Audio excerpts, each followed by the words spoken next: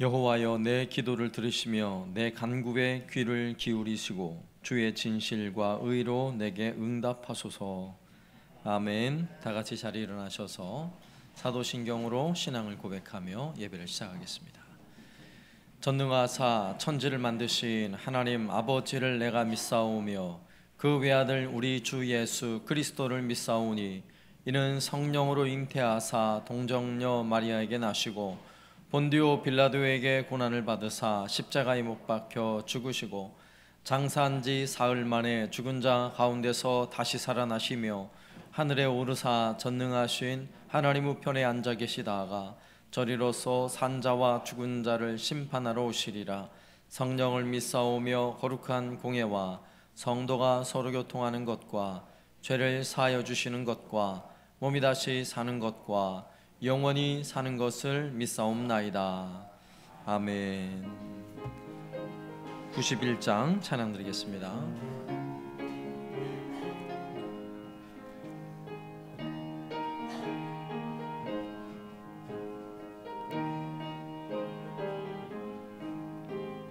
슬픈 마음 있는 사람 예수 이름 믿으면 영원토록 변함없는 기쁜 마음 얻으리. 예수의 이름은 세상의 소망이요 예수의 이름은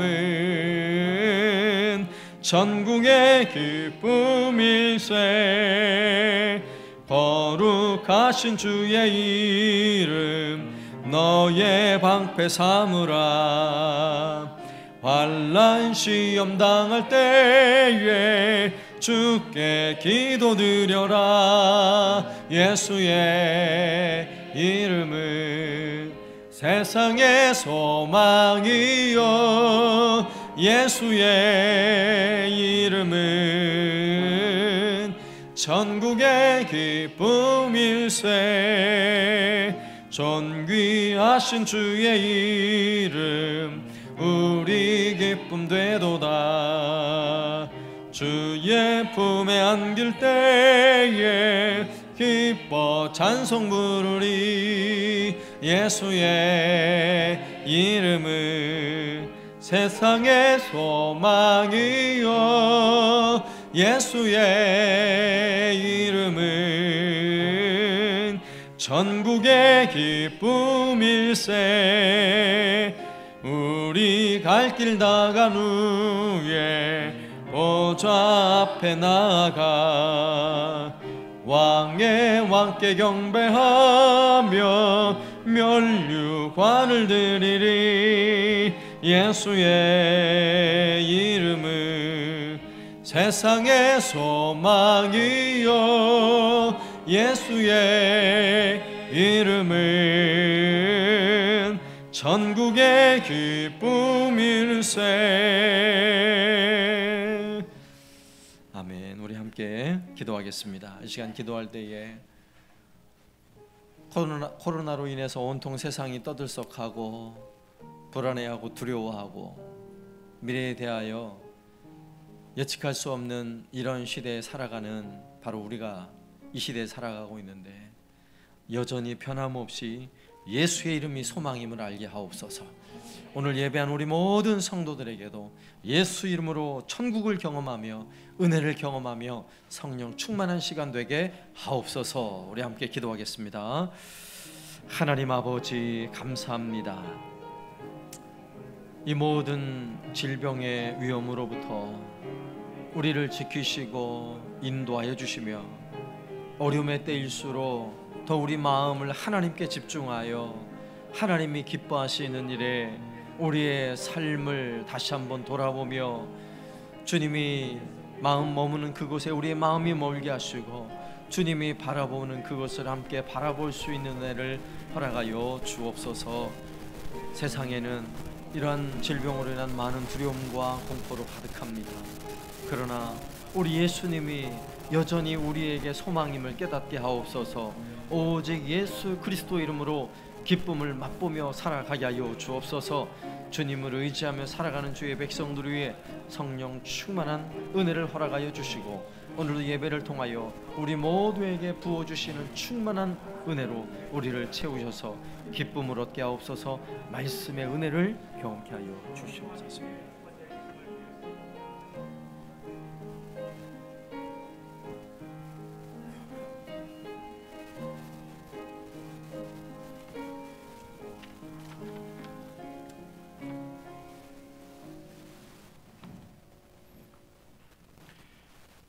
우주 만물을 창조하시고 조화와 질서를 따라 통치하시는 전능하신 하나님, 우리 영혼이 주님을 바라보게 허락하시니 감사드립니다.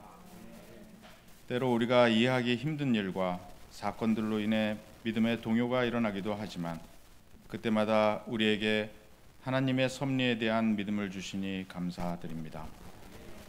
세상이 흉흉하고 어지러울지라도 우리의 마음이 하나님께만 집중되길 소망합니다.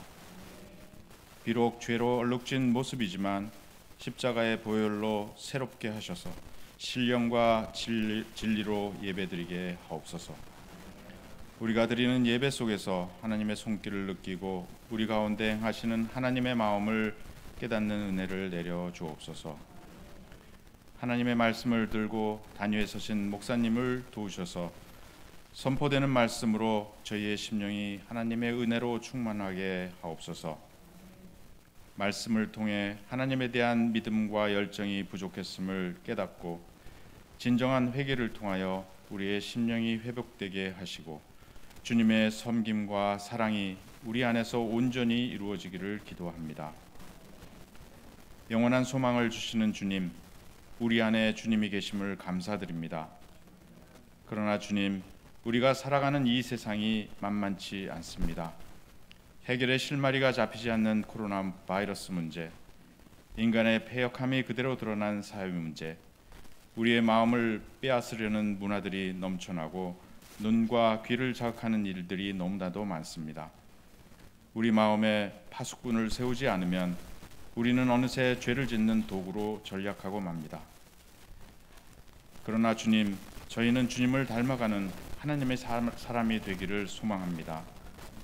세상 한가운데 있으면서도 영적인 강건함을 잃지 않는 예수 그리스도의 참 제자 되기를 소망합니다. 바다를 오염시키지 않는 힘이 3%밖에 되지 않는 소금에 있습니다. 이 땅에는 30% 이상의 그리스도인이 살고 있지만 영향력은 너무나도 미미합니다. 권능의 주님, 이 땅의 그리스도인들에게 세상에 거룩한 영향을 끼치고 세상을 바꿀 수 있는 능력을 주옵소서. 어두운 곳을 밝게 비치고 불의와 부패를 방지하는 능력을 있는 제자가 되게 하옵소서. 우리 안에 있는 구습을 벗어버리고 그리스도 안에서 새로운 습관의 옷을 입게 하옵소서. 낡은 습관의 옷을 과감히 벗고 거룩하고 성결한 옷으로 갈아입게 하옵소서. 거룩한 습관을 몸에 체질화하기 위해 결단력을 가질 수 있도록 성령의 도우심을 입게 하옵소서. 육신을 위해 규칙적으로 음식을 섭취하는 것처럼 영혼을 위한 양식도 규칙적으로 취하기를 원합니다. 하나님의 말씀을 읽고 들을 기회를 놓치지 않고 암송하고 묵상하는 경건의 시간을 확보하게 하옵소서. 개인적으로 은밀하게 기도하는 시간과 처소를 확보할 뿐 아니라 경건서적을 읽는 습관을 가져 영적인 성장을 맛보고 은혜롭고 덕스러운 말을 하는 습관을 길러 치유하는 인생을 살게 하옵소서.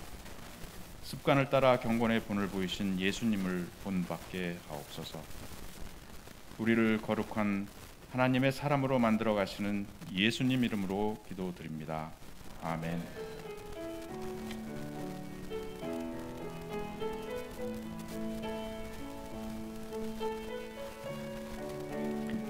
찬양하며 예물 드리겠습니다. 은혜로다 주의 은혜 한량없는 주의 은혜로다 주의 은혜 신실하신 주의 은혜 생일을 감사합니다. 하나님의 사랑으로 늘 지켜주시는 은혜에 감사드립니다. 새로운 시대의 영적 부흥을 바라보며 소망으로 나아가는 지혜를 더하여 주옵소서. 근심과 걱정은 주님께 맡기고 감사하며 은혜 안에 살기 원합니다. 주님과 만나는 시간 감사합니다. 날마다 더 주님과 가까워지길 원합니다. 늘 함께 하시는 하나님 아버지 감사합니다. 매일 감사하며 살게 하시니 감사합니다. 범사에 감사합니다. 장례를 잘 마침을 감사합니다. 하나님 아버지 감사합니다. 하나님 오늘도 우리에게 많은 은혜 주셔서 감사하는 마음으로 또 즐거운 마음으로 주 앞에 나와 이 귀한 예물을 하나님 앞에 올려드립니다. 주 앞에 드리는 모든 손길을 주님 기뻐 받아 주옵소서. 주 앞에 드리는 모든 손길 위에 복에 복을 더하사 마음의 평안을 주시고 가정의 모든 일을 형통케 하시며 육신의 모든 연약함을 고치시고 날마다 강건함의 복을 더하여 주옵소서. 오늘도 예배하는 이 시간 하나님의 말씀에 풍성한 영의 양식이 가득히 채워지게 하여 주옵소서. 예수님의 이름으로 기도드리옵나이다. 아멘.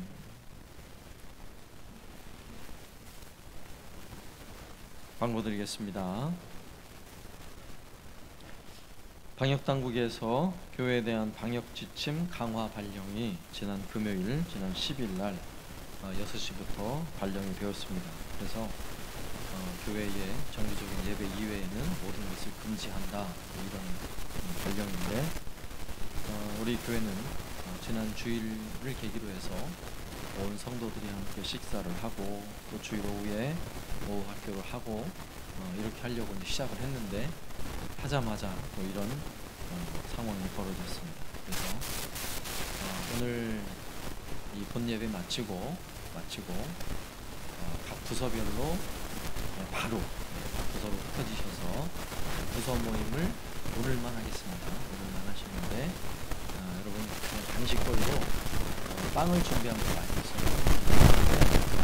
교회에서 드시지 마시고 집에 가서 드셔야 돼요. 집에 가서 그리고 그대로 가셔서 집에 가서 드시고 오늘은 본예배 마치고 나서 각 부서별로 모임을 가지시고 돌아가시면 되겠습니다. 그리고 다음 주일부터는 임시적입니다. 임시적으로 우리 주일학교를 어쨌건 11시 예배 드리기 전에 9시 반부터 각 부서별로 좀 논의를 하셔서 몇 명이 오든지 간에 우리 자녀들과 함께 주일학교 예배를 좀 먼저 드리시고 11시 예배를 참여하세요. 이거는 임시적인 것입니다.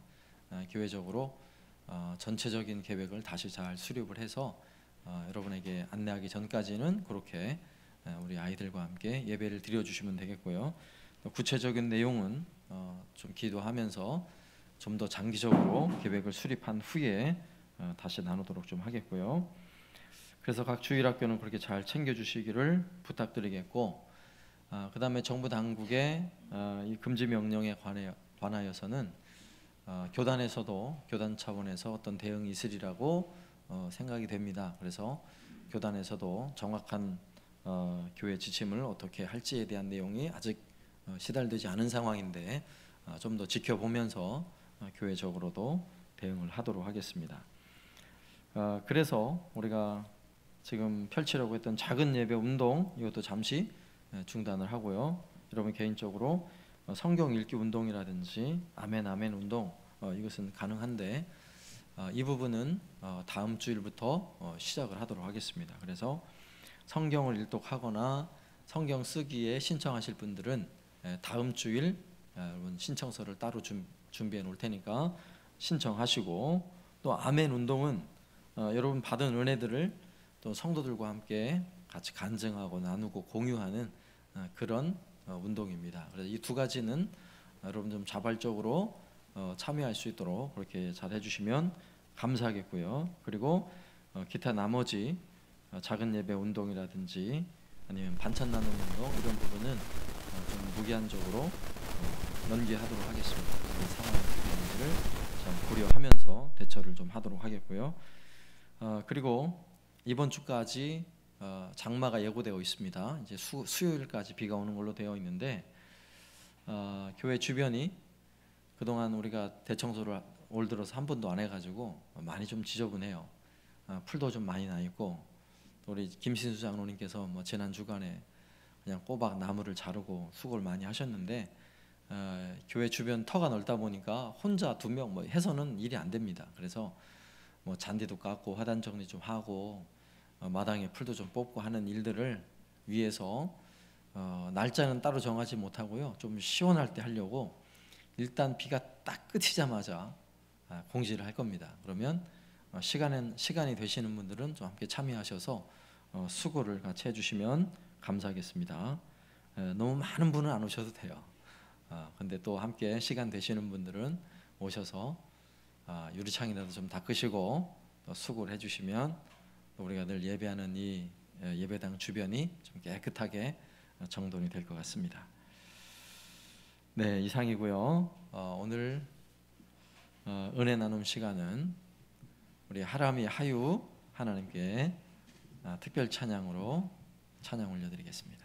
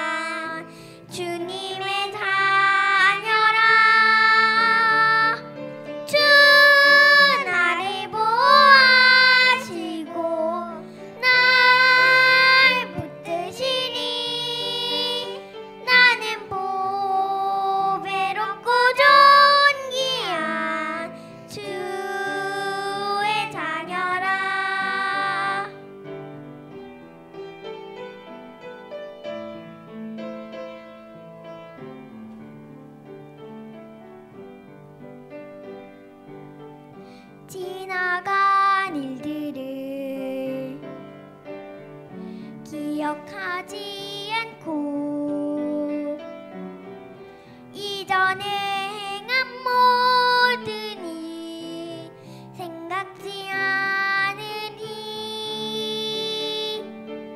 사막의 강물과 길을 내시는 주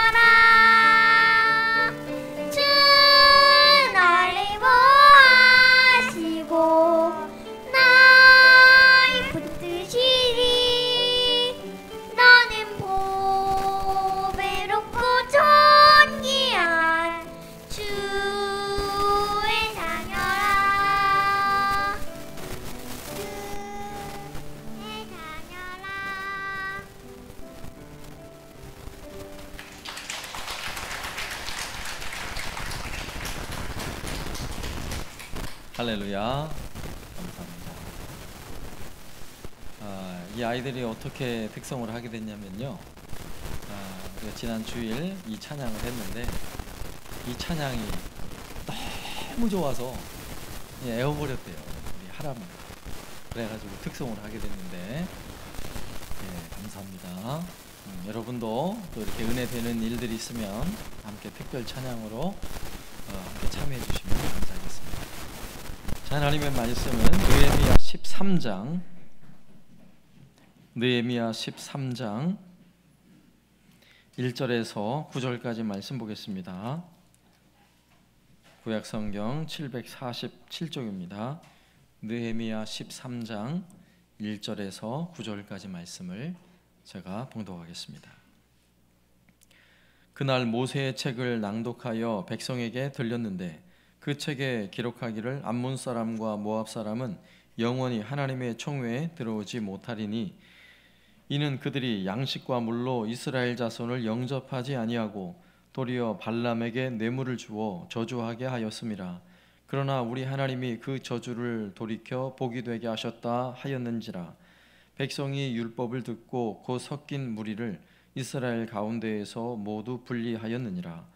이전에 우리 하나님의 전에 방을 맡은 제사장 엘리야십이 도비야와 연락이 있었으므로 도비야를 위하여 한 큰 방을 만들었으니 그 방은 원래 소재물과 유향과 그릇과 또 레위 사람들과 노래하는 자들과 문지기들에게 11조로 주는 곡물과 새 포도주와 기름과 또 제사장들에게 주는 거제물을 두는 곳이라. 그 때에는 내가 예루살렘에 있지 아니하였느니라. 바벨론 왕 아닥사스다 32년에 내가 왕에게 나아갔다가 며칠 후에 왕에게 말미를 청하고 예루살렘에 이르러서야 엘리야십이 도비야를 위하여 하나님의 전뜰에 방을 만든 악한 일을 안지라. 내가 심히 근심하여 도비야의 세간을 그 방 밖으로 다 내어 던지고 명령하여 그 방을 정결하게 하고 하나님의 전에 그릇과 소재물과 유향을 다시 그리로 들여 놓았느니라. 아멘. 지금 우리가 살고 있는 시대는 그동안 한 번도 경험하지 못한 코로나19를 경험하고 있는 시대입니다. 믿기 어려운 현실 앞에 막연하게 곧 괜찮아지겠지, 곧 괜찮아지겠지라는 기대감을 가지고 살고 있어요. 그러나 전혀 괜찮아질 기미가 보이질 않습니다. 만일 이러한 상황이 앞으로 2년, 3년 지속된다면 어떻게 될까요? 여러분, 이것은 막연한 추측이 아니죠. 여러분, 코로나19가 우리나라에 발병한 지도 벌써 6개월째입니다. 6개월째. 이제는 수많은 이 코로나19를 포함해서 수많은 감염병들이 우리의 삶 주변에 늘 우리와 함께하는 시대가 되었다라고 수많은 사람들이 이야기를 해요. 자, 이런 상황에서 정부에서는 지난 10일에 교회 방역 강화 의무화라는 행정명령을 내렸습니다. 광고 때 말씀드렸듯이 교회에서 드리는 정기적 예배 이외에 모든 것을 금지한다 하는 조치였습니다. 구역 예배 금지, 성경 공부 금지, 수련회 금지, 찬양대 연습 금지, 예배 시 찬송 자제, 통성 기도 등 큰 소리로 노래를 부르거나 말하는 행위 금지, 음식 제공 및 단체 식사 금지 등등등. 엄청난 명령을 내린 거예요. 코로나19 발생 이후 교회를 향한 이런 편파적인 조치가 이렇게 내려지고 있다는 것은 참으로 기가 막힌 일이죠. 여러분, 대부분 교회들은 코로나에 대하여 상당히 모범적으로 대응하고 있어요. 물론 정부 당국에서는 50%에 육박한다, 교회 감염이 말하고 있는데, 물론 신천지를 포함하면 그렇게 돼요. 신천지 포함하면. 그러나 순수하게 이단 교회를 빼고 신천지 빼고 교회만 가지고 이야기할 때는 전혀 그렇지가 않아요. 대한민국에 6만 5천 개 교회가 있습니다. 그 중에 성도들이 정부 통계로 약 800만 명 정도 성도들이 있어요. 정부 통계죠. 그리고 그 중에 교회를 통해 감염된 그리스도인들이 몇 명인 줄 아십니까? 310명. 310명. 자, 인구 비례로 하면 약 800만 명의 기독교 인구를 잡으면 5천만 명 중에 16%의 사람들이 기독교인이에요. 그러면 감염된 사람들, 어제까지 우리나라 확진자 수가 13,373명, 약 13,000명 정도 이렇게 감염이 되었는데, 그 중에 기독교인이 몇 명이어야 돼요? 교회를 통한 감염이 몇 명이어야 돼요? 16%는 나와야 그냥 평범한 거 아닙니까? 근데 제가 계산을 해봤어요. 교회를 통한 감염이 310명이라 그러면 여러분 퍼센티지로 얼마나 되는 줄 아세요? 2%가 조금 넘는 거예요. 2%. 그러니까 퍼센티지로 말하면 교회는 방역을 잘 하고 있다는 거예요.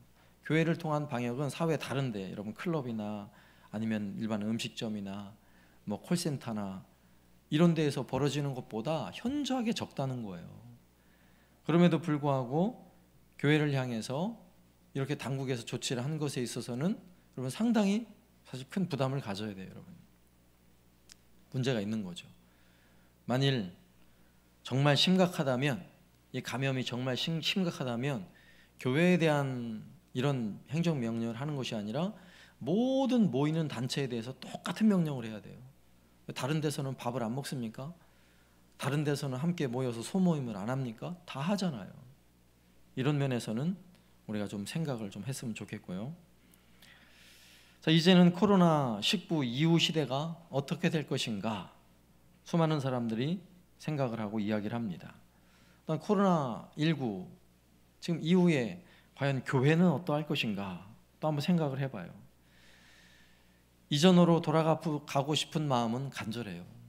예전처럼 교회도 예전으로 돌아가서 교회에서 마음껏 모이고 마음껏 식사하고 마음껏 대화하고 마스크 이런 거 필요 없고 서로 다정하게 화목하게 지내면 얼마나 좋겠습니까? 그러나 수많은 역사학자들 뿐만 아니라 과학자들, 의료계 모든 사람들이 공통적으로 하는 말은 이전으로 돌아가기는 참 어려울 것이다 하는 거예요. 이전으로, 코로나 이전으로 돌아가긴 참 어려울 거다. 그렇다면 우리는 코로나19 때문에 엄청난 사회적 전환점에 있다는 사실을 알아야 돼요. 변화의 시기라고요.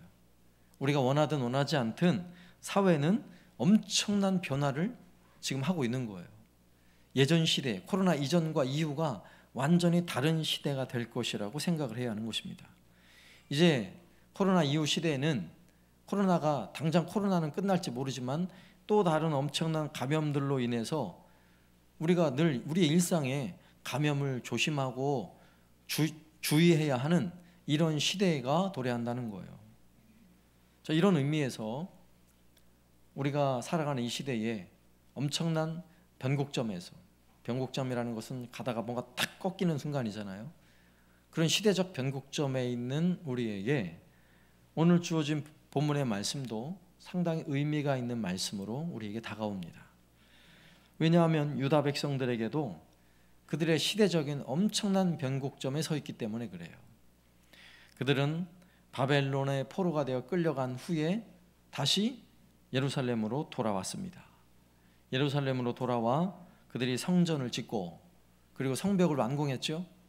우리가 앞서 살펴본 느헤미야 내용들이 바로 그거예요. 그러면 성벽을 짓고 성전도 짓고 이제 모든 것이 살 사람들도 생겨났고 다 되었어요. 그러면 다시 예전처럼 돌아가서 예전처럼 하나님을 잘 예배하고 섬기면 얼마나 좋겠어요. 근데 오늘 본문에서도 유다 백성들에게는 엄청난 변곡점에 서 있는 것입니다.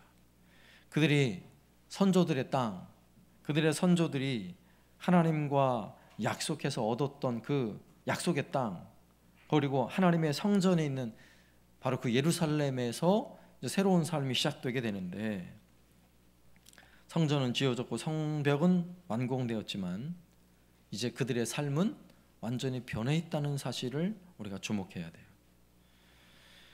여러분, 느헤미야와 함께 성벽을 완공했던 백성들, 그들에게 놀라운 영적 부흥이 일어났죠. 성문, 수문 앞 광장에 모인 백성들, 그들에게 하나님의 말씀이 낭독되어졌고 그 말씀을 듣는 백성들에게 마음에 뜨거운 부흥이 일어났어요. 그리고 24일 동안 이 부흥회가 이어졌습니다. 정말 놀라운 은혜죠. 그래서 이렇게 영적 부흥이 계속 이어졌다면 변곡점에서 매우 긍정적인 방향으로 흘러갔겠죠. 그리고 그들은 이런 뜨거운 마음으로 하나님 말씀대로 순종하기 위해서 우리가 어떻게 해야 하는가?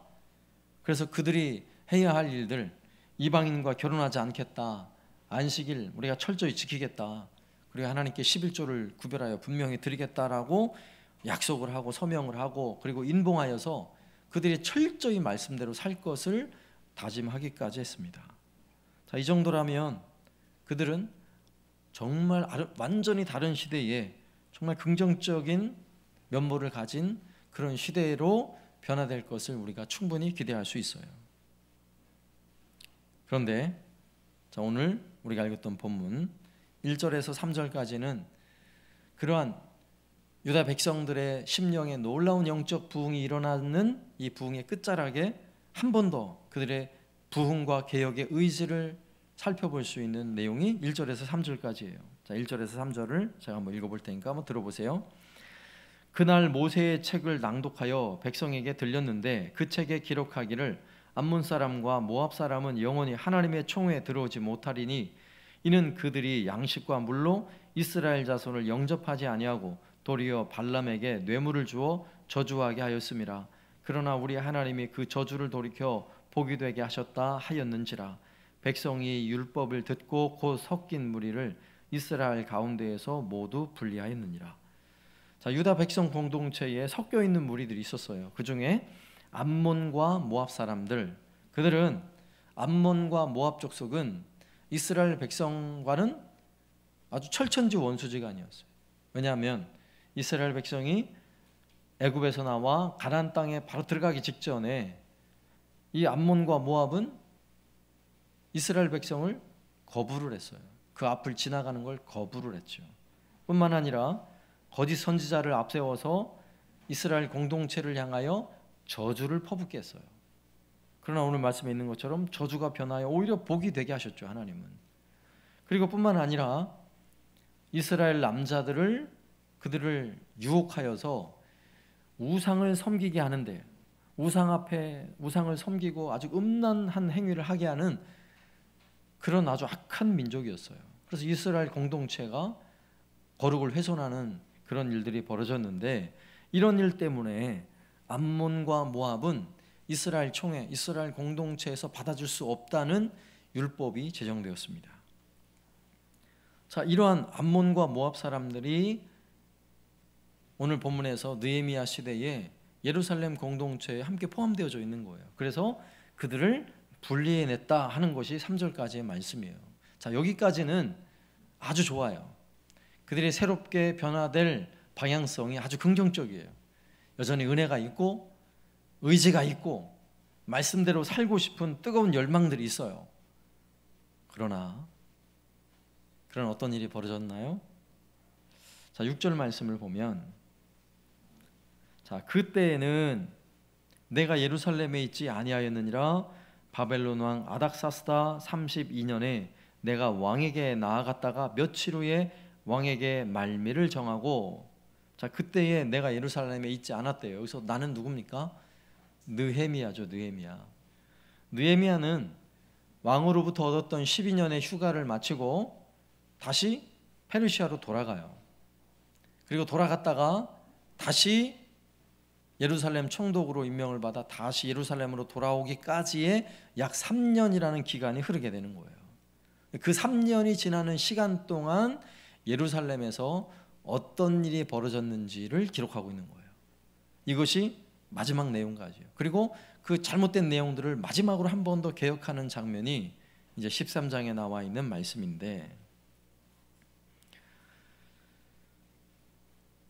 자, 느헤미야가 3년 만에 다시 예루살렘으로 돌아왔을 때 상상할 수 없는 일이 벌어져 있는 거예요. 그 일이 어떤 일이냐면, 자, 4절 말씀 보겠습니다. 이전에 우리 하나님의 전의 방을 맡은 제사장 엘리야십이 도비야와 연락이 있었으므로 도비야를 위하여 한 큰 방을 만들었으니 그 방은 원래 소재물과 유향과 그릇과 또 레위 사람들과 노래하는 자들과 문지기들에게 11조로 주는 곡물과 새 포도주와 기름과 또 제사장들에게 주는 거제물을 두는 곳이라. 자, 성전의 방 하나, 그것도 하나님의 거룩한 성물을 보관하는 그 방을 누가 쓰고 있는 거예요? 도비야라는 사람이 쓰고 있는 것입니다. 여러분, 도비야라는 사람이 누굽니까? 도비야 많이 들었죠? 도비야와 산발랏, 이방인이고 또 예루살렘 성벽을 건축할 때 제일 앞장서서 반대했던 사람들, 또 유다 백성들을 위협하고 조롱했던 사람들이 바로 도비야, 산발랏, 그 사람들이에요. 그런 도비야가 성전 한 방 한켠의 모든 기구들을 다 끄집어내고 바로 그 자리에 떡하니 자리를 잡고 있는 것입니다. 얼마나 기가 막힌 일이에요. 여러분, 이것이 어떻게 가능할까요? 느헤미야와 함께 철저히 회개하고 말씀대로 살기로 그렇게 다짐하고 약속했던 사람들 아닙니까? 이방인을 예루살렘의 하나님의 공동체에서 다 끊어내고 쫓아냈던 대단한 결심을 했던 사람들이에요. 그런데 도비야가 성전의 방 하나를 딱 차지하고 있다는 것은 참으로 기가 막힌 일이 아닐 수 없어요. 그래서 이제 느헤미야가 오늘 본문에서 이스라엘 공동체, 유대 공동체를 향한 마지막 개혁이 시작되는데, 오늘 느헤미야가 가지는 그 마음을 우리가 함께 가졌으면 좋겠어요. 그런 마음으로 오늘 이 상황을 우리가 어떻게 느헤미야가 접근하는지를 오늘 말씀을 통해 보면, 첫 번째, 거룩한 분노가 있었다는 거예요. 느헤미야가 가지는 마음은 거룩한 분노였어요. 여러분, 분노라는 감정이 없는 사람은 없습니다. 여러분, 평생 살아온 동안 단 한 번도 나는 화낸 적이 없어요, 이런 분이 있으면 한번 손 들어보세요. 네, 없는 걸 제가 확신해요. 우리는 감정적인 사람이에요. 감정. 특히 한국 사람들은 다른 사람들에 비해서 사소한 일에 화를 잘 내죠. 그리고 우리나라 사람들은 감정이 참 다양한 감정이 존재하고요, 또 감성적인 그런 국민성을 가지고 있어요. 긍정적이기도 하고 부정적이기도 하고. 지난주 뉴스를 보니까 지하철을 타려다가 마스크를 쓰지 않아 가지고 영무원에게 딱 걸린 거예요. 그래가지고 영무원에게 걸렸는데 뭐 서로 얘기를 하다가 얼마나 화가 났는지 이 마스크 안 쓴 사람이 영무원에게 막 주먹을 휘두르는 장면이 나오더라고요. 우리 이렇게 화를 잘 내요. 특히 자기 이익에 관한 거, 자신에 관한 일, 이런 면에 있어서는 흥분을 잘하고 화를 잘 내는 것이 우리의 모습입니다. 손해를 보거나 억울한 일이 생겼거나 자존심 상하는 일이 생기면요, 도무지 못 참아요. 참을 수가 없어요. 분노하는 거죠. 그러면 우리가 또 한 가지 생각을 해봐요. 우리가 감정적인 감정을 가지고 있기 때문에 또 분노 안 할 수가 없어요. 분노하죠. 그런데 그런 분노의 감정이 오늘 느헤미야가 가진 거룩한 분노, 그럼 거룩한 분노를 가져보셨습니까? 거룩한 분노, 거룩하지 않은 것에 대하여 분노하는 마음을 한번 가져보았나요? 하나님이 싫어하는 면을 바라보면 여러분 안에 거룩한 분노가 일어납니까? 이 부분을 우리가 주의해 보아야 해요. 오늘 7절 말씀에서 느헤미야의 분노를 이렇게 기록하고 있습니다. 7절에 예루살렘에 이르러서야 엘리야십이 도비야를 위하여 하나님의 전뜰에 방을 만든 악한 일을 안지라. 느헤미야가 페르시아 갔다가 돌아와 3년 만에 돌아와서 보니까 이 사실을 알게 된 거예요. 그리고 8절에 내가 심히 근심하여 도비야의 세간을 그 방 밖으로 다 내어던져. 느헤미야는 돌아오자마자 거룩한 분노가 일어나서요, 그냥 가만히 있을 수가 없었어요. 당장 도비야의 그 방 안에 있는 모든 물건들을 딱 밖으로 집어 던지는 느헤미야의 모습을 한번 보세요. 여기서 심히 근심하여 라는 이 표현은요, 말 그대로 화가 났다는 거예요. 너무 화가 났다는 거예요. 거룩한 분노가 일어난 거죠. 여러분, 거룩함이 무너지는 자리에서 여러분 거룩함을 위해 여러분 이렇게 분노할 수 있습니까? 도대체 느헤미야가 페르시아에 다녀온 3년의 기간 동안 예루살렘에 무슨 일이 있었기에, 더군다나 여기서 그 방을 내어준 엘리야십이라는 사람은 대제사장이에요. 앞서 느헤미야와 함께 성벽을 재건하는 일에 앞장서서 열심히 그 일을 했던 사람이에요, 엘리야십이. 그런데 어떤 그렇게 거룩을 추구해야 할 대제사장은 하나님의 성전의 한 켠을 도비야를 위해서 내어줄 수 있냐고요. 여러분, 얼마나 기가 막힌 일입니까?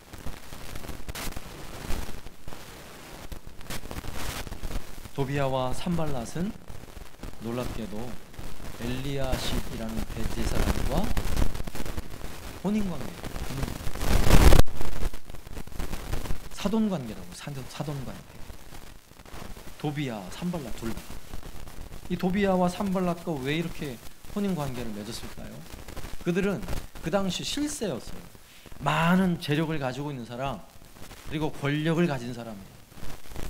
그러니까 그들과 혼인관계를 맺으면 많은 이득을 경험하게 되죠. 많은 유익을 얻게 돼요.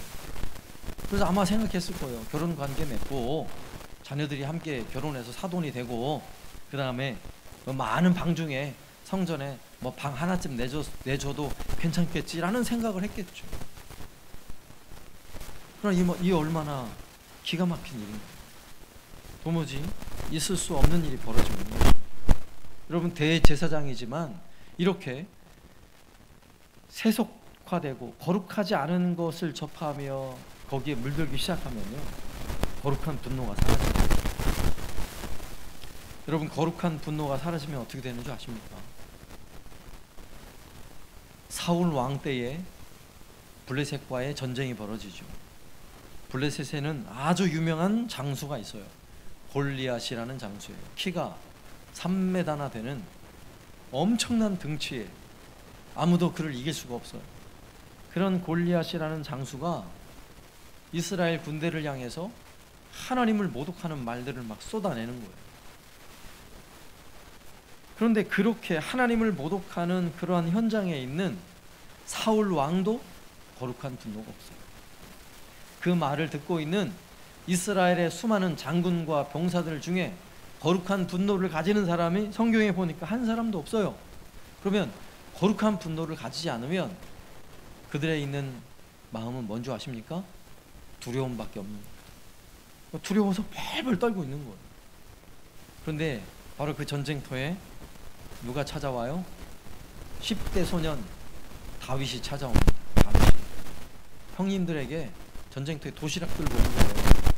아버지가 보내서 심부름 차 온 거예요. 근데 와서 보니까 10대 소년이 보는 저 블레셋 장수는요, 기가 막히거든요. 지금 감히 하나님의 이름, 만군의 여호와 이름을 모독을 하고 있는 거예요. 그래서 이 10대 소년 안에는요, 거룩한 분노가 치밀어 올랐어요. 내가 당장 골리앗 앞에 가서 내가 적장에 목을 베우겠다. 이게 다윗의 마음이에요. 그래서 물맷돌 가지고 골리앗 앞으로 나아갔어요. 그리고 물맷돌로 골리앗을 쓰러뜨리고 그 목을 뱄죠. 여러분, 다윗은 거룩한 분노를 가진 사람이에요. 거룩한 분노를 가지면 여러분 두려움이 없습니다.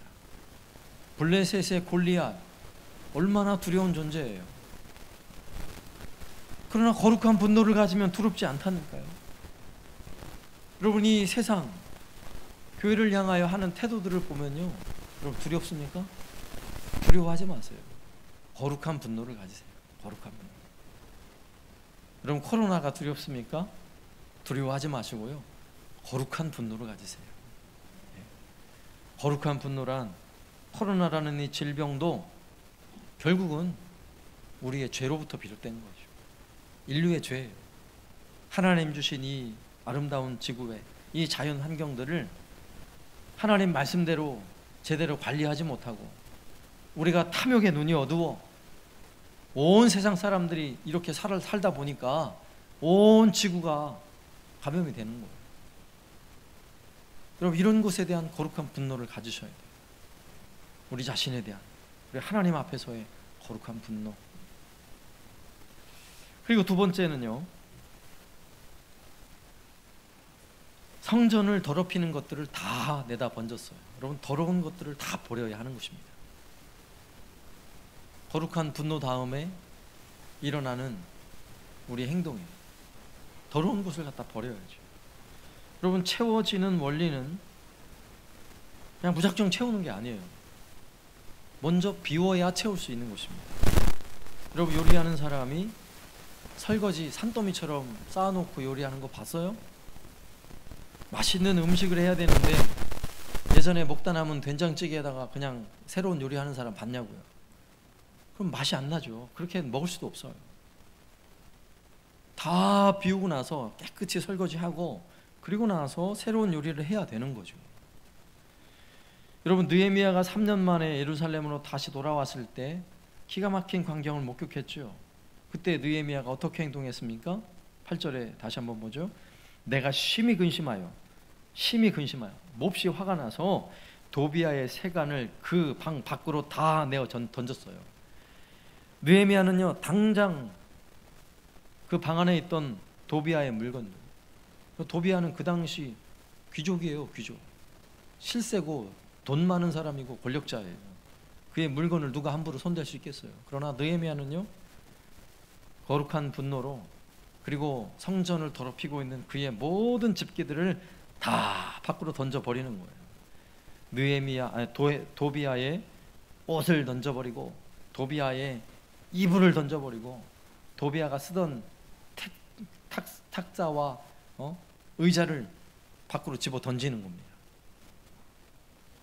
여러분, 속이 시원하죠? 얼마나 시원해요. 여러분, 거룩을 위해서 더러운 것들을 던지는 것은요, 아주 시원해요. 아주 통쾌해요. 여러분, 이게 행복이에요. 이게 기쁨이에요. 두려움이 아니라고요. 두려움이. 느헤미야가 다 갖다 던지는 거예요. 여러분, 거룩함은 비우는 것에서부터 시작합니다. 우리의 거룩이 그래요. 비워야 거룩해지는 것입니다. 우리 안에 온갖 더러운 것들이 있다면 먼저 다 내다 버려야 하는 것입니다. 여러분, 믿음으로 산다는 것은 거룩을 위해서 끊임없이 버리는 일을 해야 돼요. 날마다 버려야 돼요. 우리는. 여러분, 우리 안에 무엇이 들어있는가를 한번 보세요. 성전의 방 하나를 도비아가 차지하고 있는 것처럼 우리 마음에 모셔야 할 주님이 사라진 채 혹시 도비아가 들어 앉아 있지 않는지 살펴보아야 하는 것입니다. 만약에 도비아가 우리 안에 들어와 있다면 어떻게 해야 돼요? 당장 도비아를 쫓아내고 그가 쓰던 모든 물건들, 집기들을 다 던져 버려야 하는 것입니다. 우리의 삶에, 그리고 우리의 마음 속에 만일 거룩한 것들이 점점 사라지고 있다면 지금 도비아가 자리를 잡고 있는 거예요. 도비아의 물건들과 집기들이 지금 방을 차지하고 있는 것입니다. 당장 밖으로 집어 던지시길 바랍니다. 네? 우리 안에 있는 어떤 탐욕들, 우리 안에 있는 여전한 그 두려움, 세상에 대한 두려움 다 던져버리세요.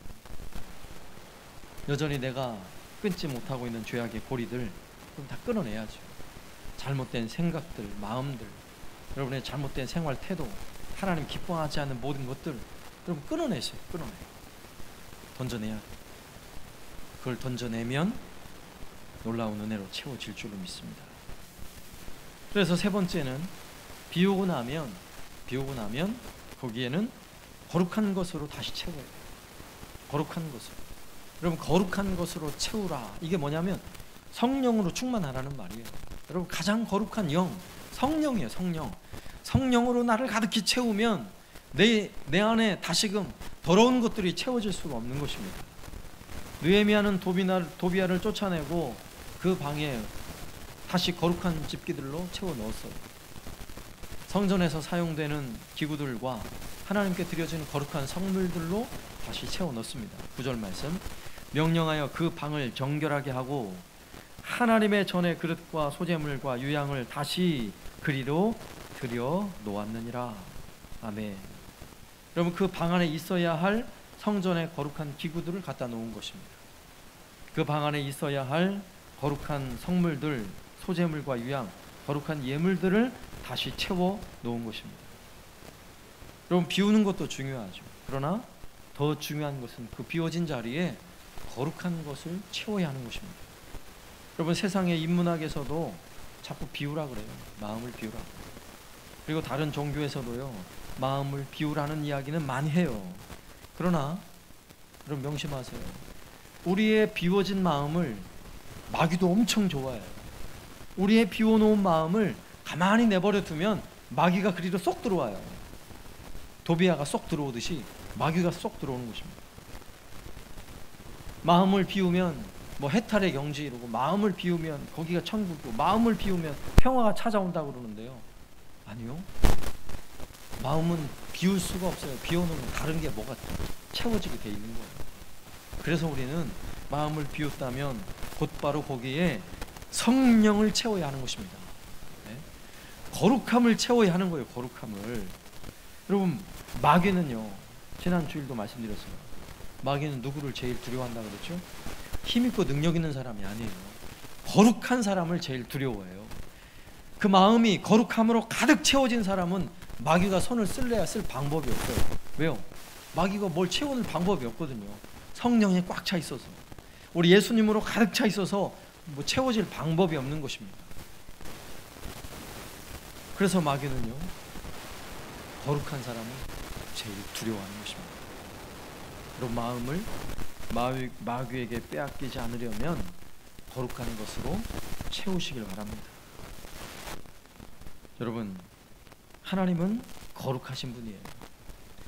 우리는 또한 거룩한 성도, 지난주에 말씀드렸죠. 우리 하나님 백성, 우리는 성도라고 우리를 부르잖아요. 그렇다면 우리의 삶은 내 마음속에 거룩함으로 가득 채워질 뿐만 아니라 내 삶의 주변이 거룩한 것들로 가득 차야 돼요. 이게 성령 충만이에요.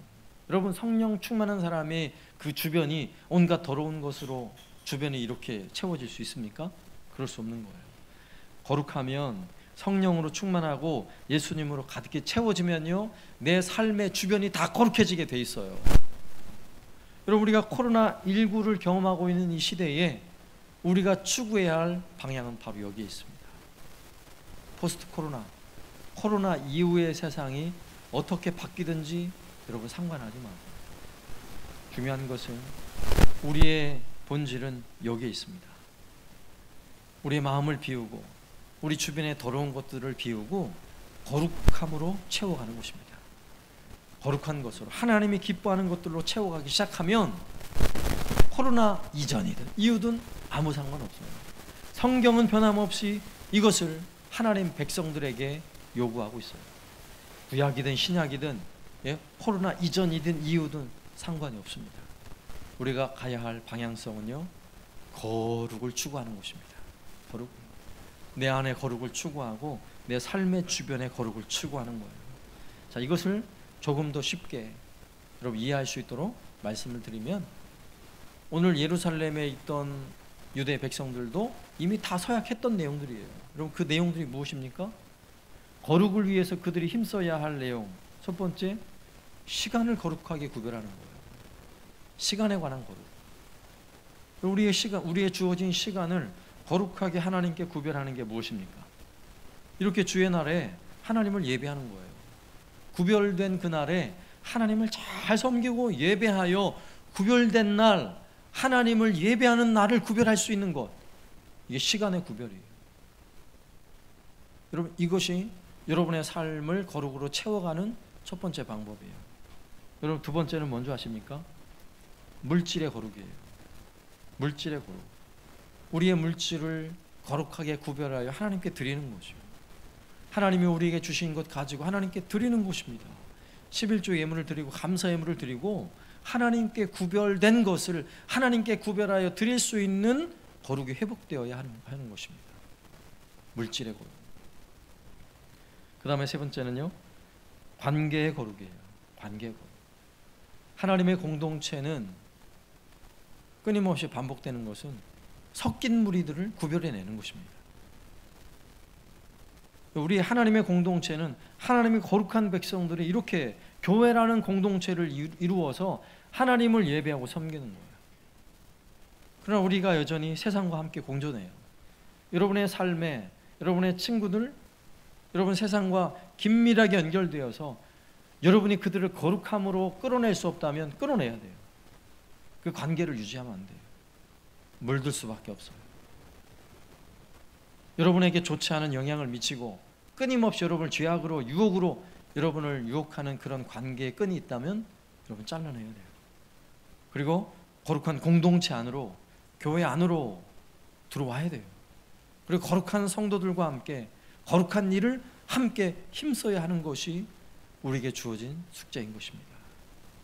오늘 말씀에서 느헤미야를 통해 일어나는 이 느헤미야 마지막 장의 마지막의 그 개혁, 우리의 삶에도 이 삶의 엄청난 변화의 변곡점에 있는 저와 여러분의 삶에도 좋은 교훈이 되어서 오늘 주시는 말씀대로 살아가는 저와 여러분 되시기를 살아계신 예수님의 이름으로 축원합니다. 아멘. 우리 십자가 그 사랑, 여러분 자리에 앉으셔서 찬양합니다.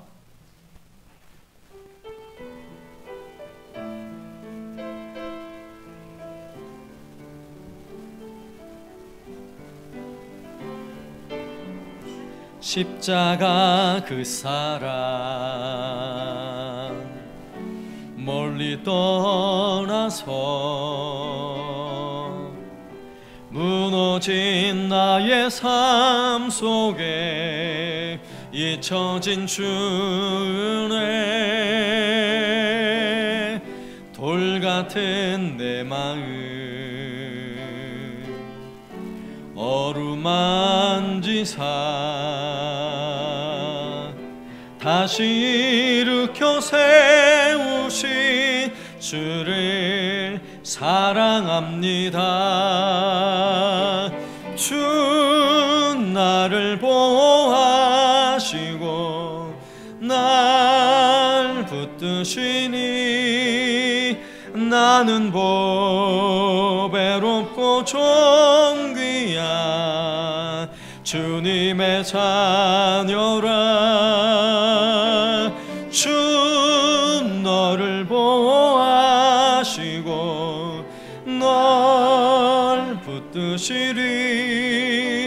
너는 보배롭고 존귀한 주의 자녀라. 지나간 일들을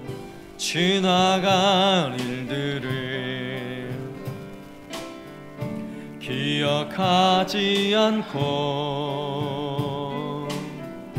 이전에 행한 모든 일 생각지 않으리. 사막의 강물과 길을 내신 분 내 안에 새 일 행하신 주를 바라보리라. 주 나를 보호하시고 날 붙드시리. 나는 보배롭고 존귀한 주님의 자녀라. 주 너를 보호하시고 널 붙드시리. 너는 보배롭고 존귀한 주의 자녀라. 이 시간 함께 말씀을 생각하며 기도하겠습니다. 하나님, 어려움의 시대이지만 우리가 말씀을 붙잡고 거룩을 추구하며 살겠습니다. 죄악된 것은 끊어내고 내 삶에 내 마음에 들어와 있는 도비아는 쫓아내고 주님 모시고 성령 충만함으로 살아가겠습니다. 함께 기도하겠습니다. 하나님 아버지 감사합니다. 우리의 삶에 하나님이 기뻐하지 않는 모습, 여전히 죄악에 물들어가고 있는 삶의 모습들이 있다면 다 끊어내게 하여 주시고 우리의 삶 속에 오직 주님으로 말미암는 거룩을 회복하는 주의 백성이 되게 하여 주옵소서. 주여, 이 시간 임재하여 주옵소서. 성령 하나님, 우리로 하여금 충만한 은혜를 허락하여 주옵소서. 성령 충만하여서 주님이 기뻐하시는 마음과 생각을 가지고 거룩한 삶을 살아가는 우리 모두가 되게 하여 주시옵소서. 하나님 아버지, 감사합니다. 세상이 어떻게 변하든지 상관없이 우리는 하나님 말씀대로 살겠습니다. 하나님이 거룩하시듯 우리도 거룩함을 추구하며 살겠습니다. 성령 충만한 삶을 살겠습니다. 예수로 충만한 삶을 살겠습니다. 우리 안에 있는 더러운 것, 죄악된 것을 날마다 끊어내게 하시고 던져버리게 하여 주시고 하나님이 기뻐하는 삶을 살아가게 하여 주옵소서.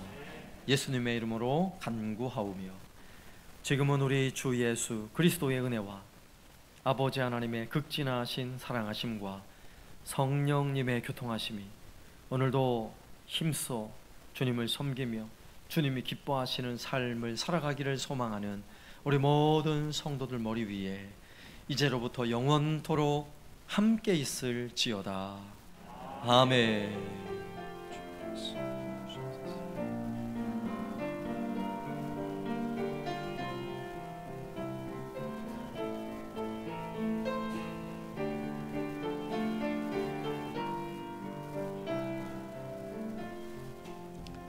아멘. 잠시만요. 우리 떡은 지금 어디 있습니까? 어디다는 위로 가지고 올라오세요. 본당 앞으로. 네. 누가 청년들 몇 명 좀 가서 본당으로 좀 올려주시고 우리 같이 서로 인사하고요. 각 방으로 흩어지셔서 각 부서별로 작년 부서까지 모임 가지고 흩어지겠습니다. 함께 축복합니다. 형제의 모습 속에 보이는 하나님 형상 아름다워라. 존귀한 주의 자녀 됐으니 사랑하며 섬기리. 자매의 모습 속에 보이는 하나님 형상 아름다워라. 존귀한 주의 자녀 됐으니 사랑하며 섬기리. 할렐루야. 사랑합니다. 축복합니다. 각 부서별로 주일학교 부서별